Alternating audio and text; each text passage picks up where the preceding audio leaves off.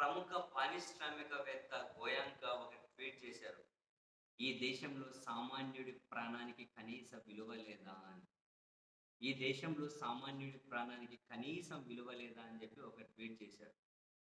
బెంగుళూరులో జరిగినటువంటి తొక్కిసలాట, చిన్నస్వామి స్టేడియం దగ్గర జరిగిన తొక్కిసలాటను, అంతకుముందు ఢిల్లీ రైల్వే స్టేషన్‌లో జరిగిన తొక్కిసలాటను, అంతకుముందు కుంభమేళాలో జరిగిన తొక్కిసలాటను, వీటన్నిటిని ఉదాహరించుకుంటూ ఈ దేశంలో సామాన్యుడి ప్రాణానికి విలువ లేదా?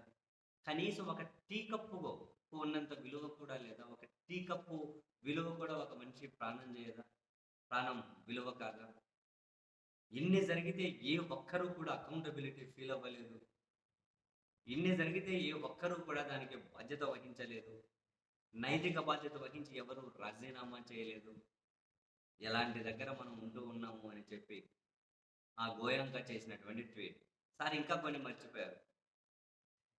తిరుపతిలో శ్రీవారి దర్శనం కోసం అని చెప్పి టోకెన్‌ల కోసం భక్తుల ప్రాణాలు పోయాయి. సింహాచలంలో గు గుడిలో గోడ కూలి మనుషుల ప్రాణాలు పోయాయి. ఎవరు అకౌంటబిలిటీ ఫీల్ అవ్వలేదు. పైపెచ్చు మళ్ళీ దాన్ని గర్వంగా చెప్పుకుంటారు. ఇప్పుడు ఆ పారిశ్రామికవేత్త చెప్పినా, నేను చెప్పినా, మీరు చెప్పినా అన్నీ నిజమే కదా! ఇప్పుడు ఆయన చెప్పారు కుంభమేళ, ఢిల్లీ, బెంగుళూరు అని. మనకి పరిచయమే తిరుపతి, సింహాచలం. అంతకుముందు కందుకూరు దగ్గరేనా ఓ తొక్కిసలాట జరిగి చంద్రబాబు నాయుడు గారి సమావేశం రాజకీయ మీటింగ్‌లో అంతమంది చనిపోయారు. గుంటూరులో మళ్ళీ ఈసారే చీరల పంపిణీ కార్యక్రమం అని చెప్పి అంతమంది చనిపోయారు. ఎవ్వరు కూడా కనీసం అకౌంటబిలిటీ ఫీల్ అవ్వలేదు చూసారు. ఏ ఒక్కరు కూడా వాటికి బాధ్యత వహించే ప్రయత్నం చేయలేదు చూసారు. ఇంత దారుణమా?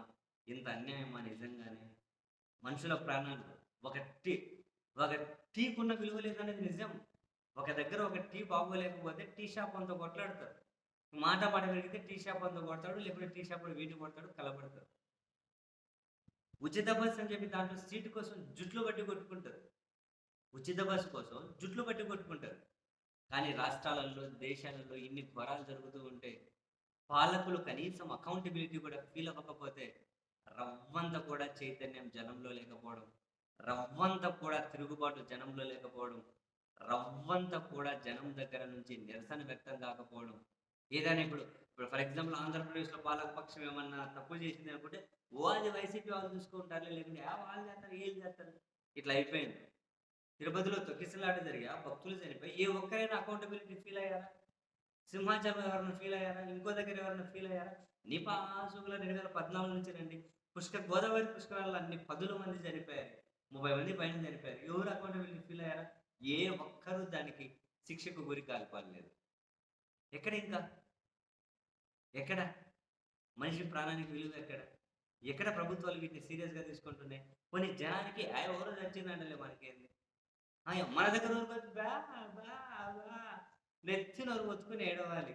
మమ్మల్ని ఎవడు ఆదుకోలే, మమ్మల్ని ఎవడు పట్టించుకోలే, మా దగ్గరికి ఎవడు రాలే, మా వాళ్ళు ఆరే అనాలి. పక్కనోడు పోతే మాత్రం అబ్బే! అసలు అది మన సబ్జెక్టే కాదు. అది మన సబ్జెక్టే కాదు. ఇట్లా ఉన్నారు జనం. జనం ఇట్లున్నారు ఏం చేద్దాం? ఎంత దారుణం కాకపోతే.